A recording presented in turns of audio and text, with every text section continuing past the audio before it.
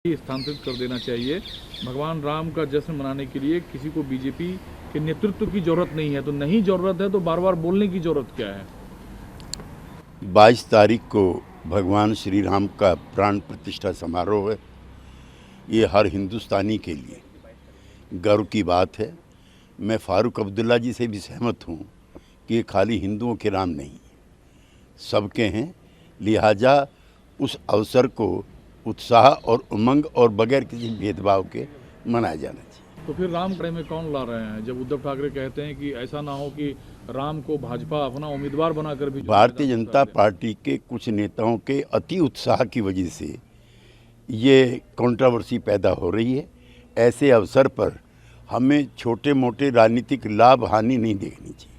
अब Abu Dhabi में 14 फरवरी को प्रधानमंत्री मंदिर का उद्घाटन करने जा रहे हैं। उसको लेकर गिरिराज सिंह ने कहा है कि राहुल गांधी न्याय यात्रा के लिए जा रहे हैं और भारत की यात्रा एक हिंदू मंदिर के रूप में अबू धाबी तक जा रही है। अबू धाबी में हिंदू मंदिर बनने की जो कोशिश है, जो प्रयास है, उस पर हम भी उत्साहित हैं और उमंग में। इन्हें अपने सोशल प्लेटफॉर्म एक्स हैंडल से कहा है कि विनीत फोगाट ने जिस तरीके से कल अपना पदक वापस किया, ये एक भारत की बेटी के लिए शर्म भरी स्थिति है।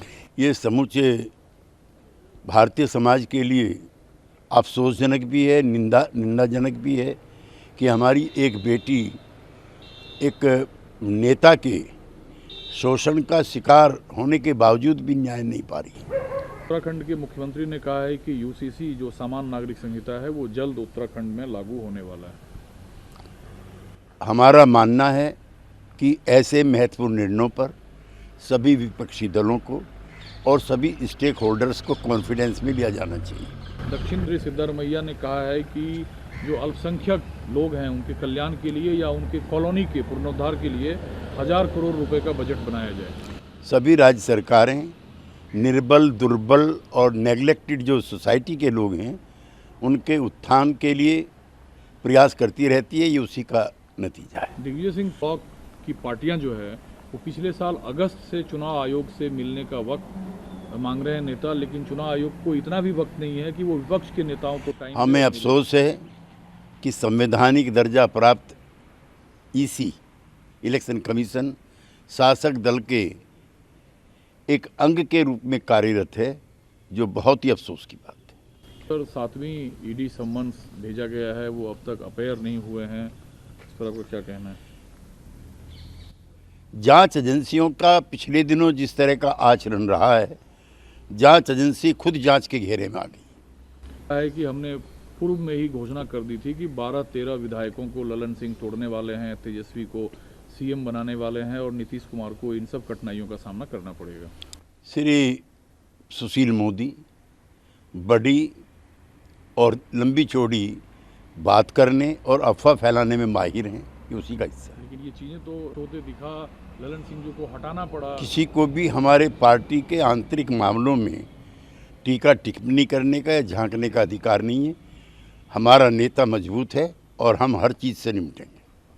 इन्होंने ये संकेत दिया था कि इंडिया ब्लॉक को सीट शेयरिंग पर जल्दी काम करना चाहिए। 31 तारीख तक कहा जा रहा था कि सीट शेयरिंग पर कुछ कॉन्क्रीट डायलॉग जो है वो सामने आएगा, जो दिख नहीं रहा अब तक। इंडिया गठबंधन के कुछ नेता साथी भारतीय जनता पार्टी को अंडर एस्टिमेट कर रहे हैं, उनकी शक्ति को अंडर एस्टिमेट कर रहे हैं। आज तन मन धन से वो बहुत मजबूत पार्टी है।